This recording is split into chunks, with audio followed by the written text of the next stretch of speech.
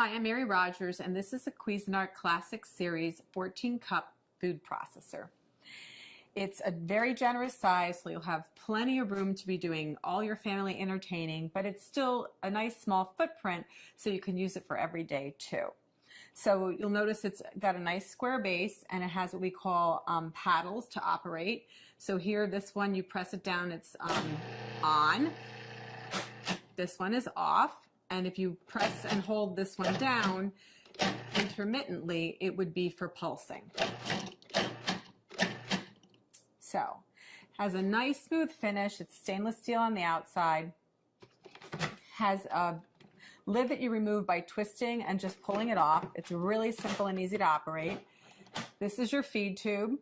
And there's also a smaller feed tube inside, which I'm going to show you how to use a little bit later. And you can actually drop things in through the feed tube like garlic, or we're going to do garlic and jalapeno, and you can actually have the machine running. And it's a very efficient way to chop up garlic and some other items. The other thing is that it's great if you want to add liquid very slowly. The small feed tube has a small hole in it, so if you want to make vinaigrette, you can just pour the oil directly into the small feed tube. Or if you're going to make mayonnaise where you want to slowly incorporate any kind of oil, it'll just drip through the feed tube directly into your bowl in a very consistent way so that you get a great finished mayonnaise or a vinaigrette. So let's look at some of the other items that come with your food processor. In the bowl already is your chopping blade. And we call this the S blade because it's shaped like a little bit like an S. And this is used for everything from chopping herbs and onions to pureeing, mixing, and also kneading doughs. And then the next thing is your stem. And the stem is attached to the bottom of your discs by lining up this arrow here with this one here. It's a little hard to see. And you just press this down and turn to lock it into place. And then what you would do is you hold your disc by the edges, and there's also a little icon up here. It's the same shape as the stem on the bottom, and if you line those two up, you can just slip it in really easily. So that's the shredding disc, and it's medium. We always recommend that you lay the disc down and then put on the stem accordingly. And to do any type of slicing and shredding, you would use the medium slicing disc, not shredding, slicing. And you do the same thing. You line the little arrows up. You press and turn to lock it into place. Always hold it by the edges. And once again, if you line the stem up, I'm not doing it very good, but this is the way it goes. You just slide it right into the work bowl. And then what you would do is you put your lid back on and you would slice and shred. So you could either use the pulse function to slice, or what you can do is you can turn it on. But as soon as you remove the feed tube, it'll stop. So that you would then add more ingredients, and we can do batch processing. So you would add, let's say, potatoes, slice, and then continue on. And then we're going to turn it off. So what we're going to do today, that's all of the parts that come with your food processor. And also you get a little spatula we help you with. What we're going to do now is we're going to put in the chopping blade. I'm going to show you how to make a guacamole very quickly and easily. So just put that in. And the first thing we're going to do is we're going to add our cilantro. I'm going to add most of it, not all of it. And you're going to see how efficient this machine is at chopping up ingredients. So very quickly and easily. So I modified this recipe a little bit in comparison to how it's written in our instruction manual.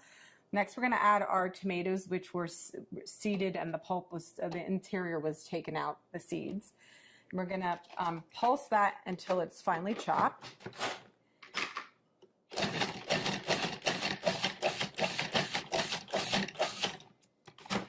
When you first start using a food processor, it's a good idea to actually use the pulse function because of the fact that you just want to get used to using it. You also want to get used to the consistency, and it gives you much greater control.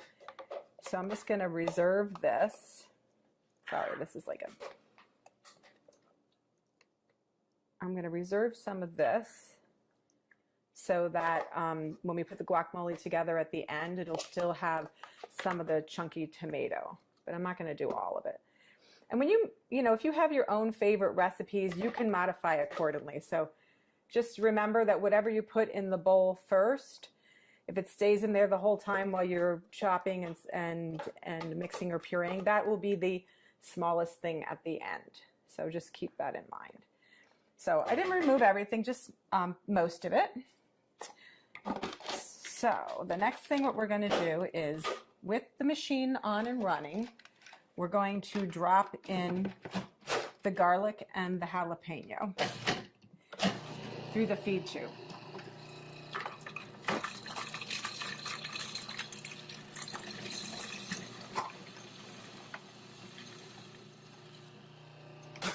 We're going to stop and just scrape down the bowl.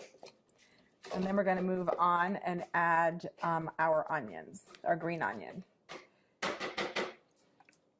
Whoops, sorry. So we have to add the green onion. Again, we're going to chop that until it's fine.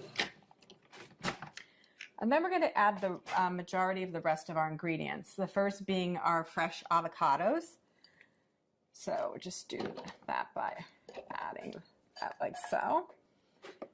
And the last of the ingredients. So of course, lime juice. This helps keep your guacamole also very fresh looking and gives it lots of extra flavor. This is the salt,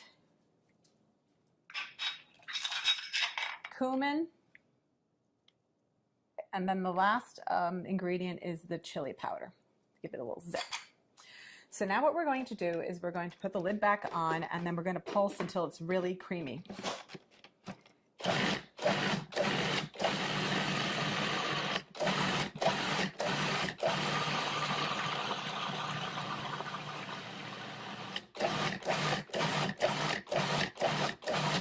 Okay, and then what we're going to do is I'm just going to scrape it down one last time, and then I'm also going to add, because it still needs to be processed a little bit more. And then what I'm going to do at this point too is add the balance of the cilantro that I reserved.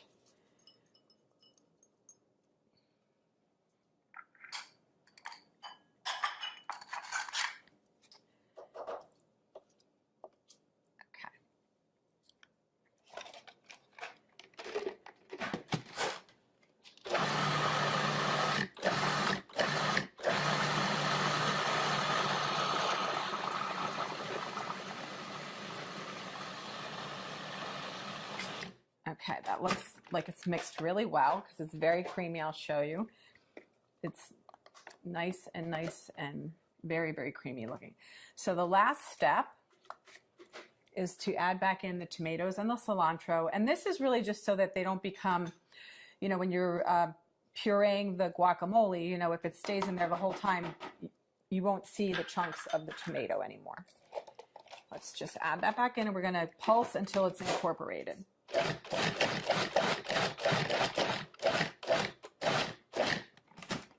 So that's that. So now what we're going to do is I'm just going to add this to our decorative bowl for serving. And you could also put a beautiful lime wedge on top. The other thing that you can do is add maybe a couple extra little pieces of tomato. I'm going to show you a little trick also. This is a really, really big batch of guacamole, so it's great if you're going to have a party. But the other thing too to remember is if you are going to be making this and then serving it like later, it's a good idea to put a couple of the pits in with the guacamole in the meantime, because this actually helps it, along with the lime juice, from turning brown on you. So you want to just cover this up. You can put it in the fridge if you want, or you can eat it right away. The other thing I want to mention too is there's so many great things that you can use your food processor for, not just guacamole, but you can make pizza dough or pasta dough. You can also make cookies. You can make all kinds of things like chicken salads and vinaigrettes. It's a lot of fun to use. It's really simple to operate. And the best thing about it is all the removable parts are dishwasher safe.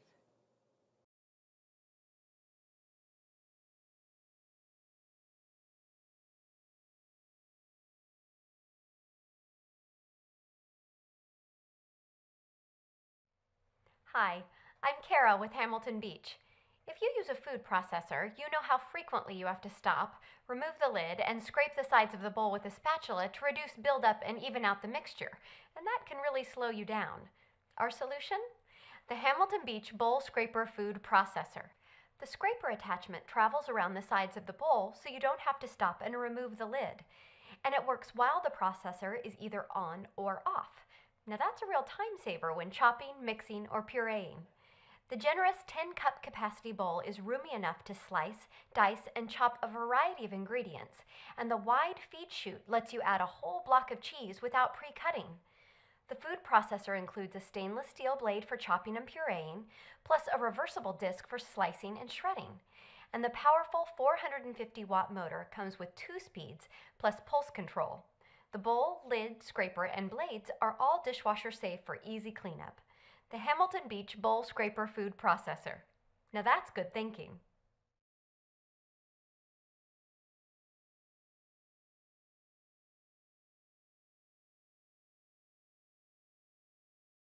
Nutrient Fusion easily transforms a whole range of ingredients into flavorful meals. Get started in your NutriBowl with these 7 delicious fusion categories. Snack Fusion. Energize your day in between meals with homemade granola bars and protein bites. Frozen Fusion. Ditch the store-bought pints and create your own frozen treats with all the flavor and none of the guilt. Whole Wheat Fusion. From personalized crackers to an entire 12-inch pizza, get excited to add more whole grains into your diet. Protein Fusion.